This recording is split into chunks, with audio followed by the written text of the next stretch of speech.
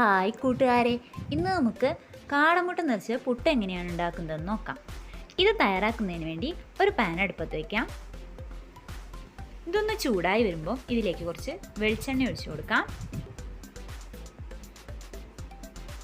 ഈ വെളിച്ചെണ്ണ ചൂടായി വരുമ്പോൾ ഇതിലേക്ക് ഇഞ്ചിയും വെളുത്തുള്ളിയും ചതച്ചത് ചേർത്ത് കൊടുക്കാം.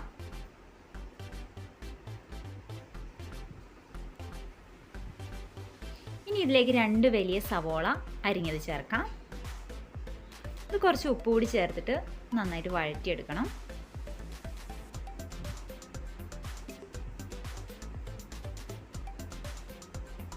സവോള നന്നായിട്ട് വഴന്നു വന്നിട്ടുണ്ട്.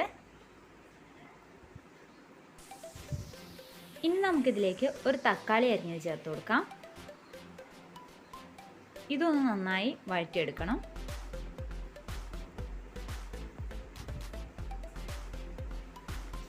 തക്കാളി നന്നായിട്ട് വഴന്ന് കിട്ടിയിട്ടുണ്ട്. ഇനി നമുക്കിതിലേക്ക് പൊടികൾ ഓരോന്നായിട്ട് ചേർത്ത് കൊടുക്കണം. ഇതിനുവേണ്ടി ഞാൻ 1/4 ടീസ്പൂൺ മഞ്ഞൾപ്പൊടി, 1/2 ടീസ്പൂൺ മുളക് പൊടി, 1 ടീസ്പൂൺ മല്ലിപ്പൊടി, 1 ടീസ്പൂൺ മസാലപ്പൊടി, 1/4 ടീസ്പൂൺ വീതം കുരുമുളക് പൊടി, ഗരം മസാലപ്പൊടി ഇത്രയും എടുത്ത് ഒരു പാനിലിട്ട് ഒന്ന് ചൂടാക്കി ഒരു ബ്രൗൺ കളറാക്കി എടുത്തതാണ്. ഇതാണ് ഇതിലേക്ക് ചേർത്ത് കൊടുത്തിരിക്കുന്നത്.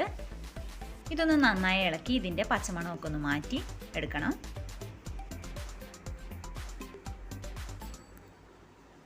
ഇനി നമുക്ക് ഇതിലേക്ക് കാടമുട്ട ചേർത്ത് ഒന്ന് മിക്സ് ചെയ്ത് കൊടുക്കാം.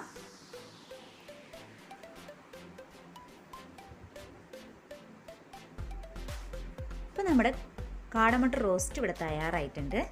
ഇനി നമുക്ക് പുട്ട് തയ്യാറാക്കാം. ഇതിനു വേണ്ടി 2 ടീസ്പൂൺ തേങ്ങ ഇതിലിട്ട് കൊടുക്കുന്നുണ്ട്.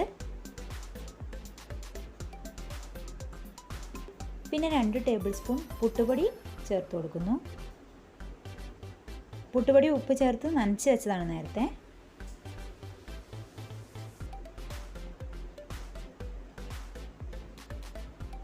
ഇനി കാടമുട്ട റോസ്റ്റ് കൂടി ഒരു 2 ടേബിൾ സ്പൂൺ ചേർത്ത് കൊടുക്കാം.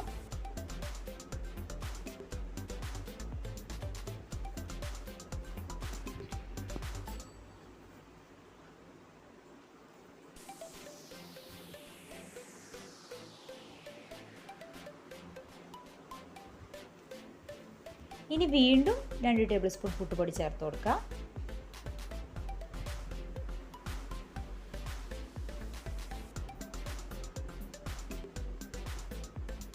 ഇനി കാടമുട്ട റോസ്റ്റും ചേർക്കുക.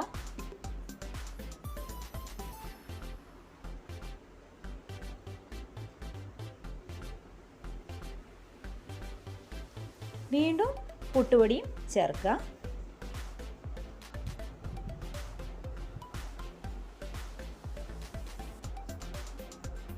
പിന്നെ കാടമുട്ട റോസ്റ്റ് ചേർത്ത് കൊടുക്കുക.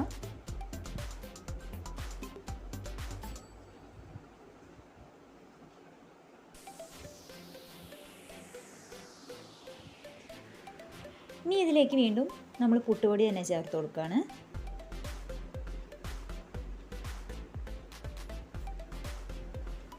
പിന്നെ 2 ടീസ്പൂണോളം തേങ്ങ കൂടി ഇട്ട് കൊടുക്കുന്നു. ഇനി നമുക്ക് പുട്ട് വേവിച്ചെടുക്കാം. ഇതൊരു 15 മിനിറ്റോളം മീഡിയം ഫ്ലെയിമിലിട്ട് വേവിച്ചെടുക്കണം. ഇപ്പം നമ്മുടെ പുട്ട് ഇവിടെ റെഡി ആയിട്ടുണ്ട്. ഇതിന് വേറെ പ്രത്യേകിച്ച് കറിയൊന്നും ഇല്ലാതെ കഴിക്കാൻ പറ്റും. ഈ മുട്ട റോസ്റ്റ് കൂട്ടി തന്നെ പുട്ട് കഴിക്കാൻ പറ്റുന്നതാണ്. ഇതെല്ലാവരും ഒന്ന് ട്രൈ ചെയ്ത് നോക്കുക.